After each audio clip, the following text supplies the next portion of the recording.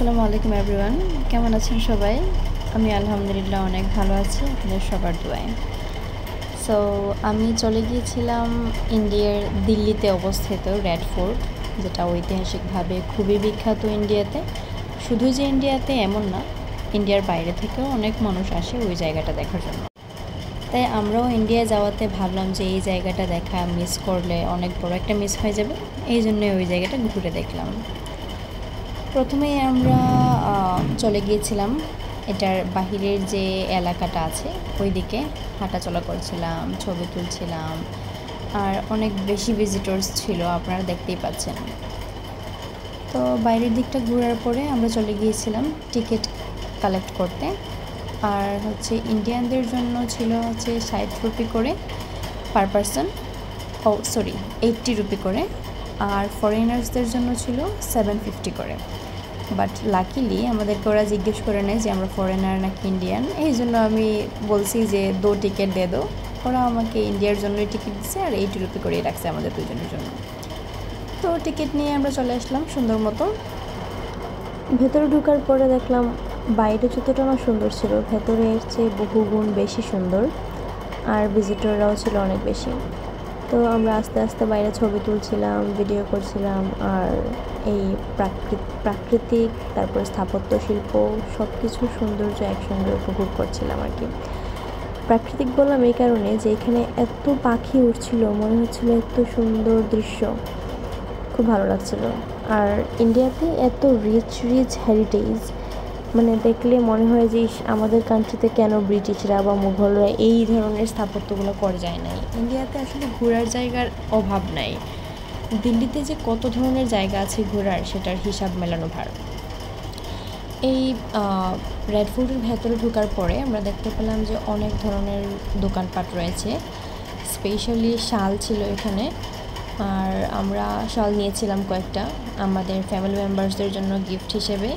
আর cosmetics ছিল, আমি এখান থেকে একটা চুড়ি নিয়েছি, তারপর গলার জন্য একটা নেক পিস নিয়েছিলাম, এগুলোই আর কি। আর এখানে আমার শাশুড়ি, আমার আম্মু, তারপর আরও কিছু মানুষদের জন্য আমরা শাল দেখছিলাম। দেখার পরে আমরা সর্বমোট 5টা শালের মতো না 6টা শালের মতো নিয়েছি আর কি। সো এই ছিল আমাদের কেনাকাটা এখান থেকে। আর ওইখানকার কসমেটিক্সগুলো খুবই ইউনিক আর মোটামুটি রিজনেবল ছিল, এই জন্য আমি কিছু কসমেটিক্সও নিয়েছি, ব্রেসলেটস, নেক পিস, এগুলো আর কি, আর তেমন কিছু স্পেশাল না। বাট আমার যে মেটালিক ব্যাগগুলো পাওয়া যায় ওই ব্যাগগুলো অনেক পছন্দ ছিল, কিন্তু দামও অত বেশি ছিল না, মাত্র 400 রুপি করে। কিন্তু আমি নিইনি, এখানে তেমন ভালো পাওয়া যাচ্ছিল না আর কি। আমি চাচ্ছিলাম যে একদম সিলভার কালারের মধ্যে, ওই ধরনের ছিল না, এখানে ছিল মেটালিক কালার, মানে মোজাইকের কালারের মতন আর কি, পেস্ট কালার, রেড কালার, ওই রকম মিক্স করা কালার ছিল, এই জন্য আমি আর এগুলো নিতে পারি নাই।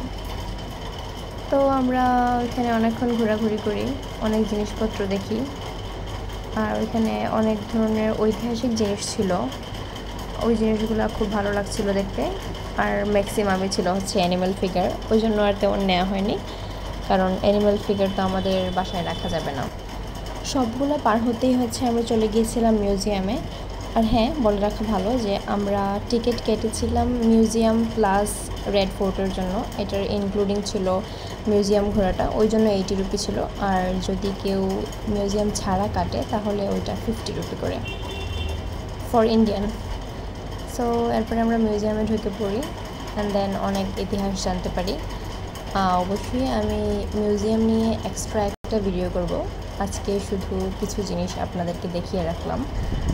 মিউজিয়ামটাও অনেক স্পেশাল ছিল, বাট তেমন কিছু ছিল না, ঐতিহাসিক কিছু জিনিসপত্র লেখা ছিল দেয়ালে, আর বিভিন্ন ধরনের অস্ত্র, বন্দুক, তীর, রাজা রানীদের গায়ের পোশাক, তারপরে শিং টিং, অনেকগুলোই জিনিসগুলোই ছিল আর কি।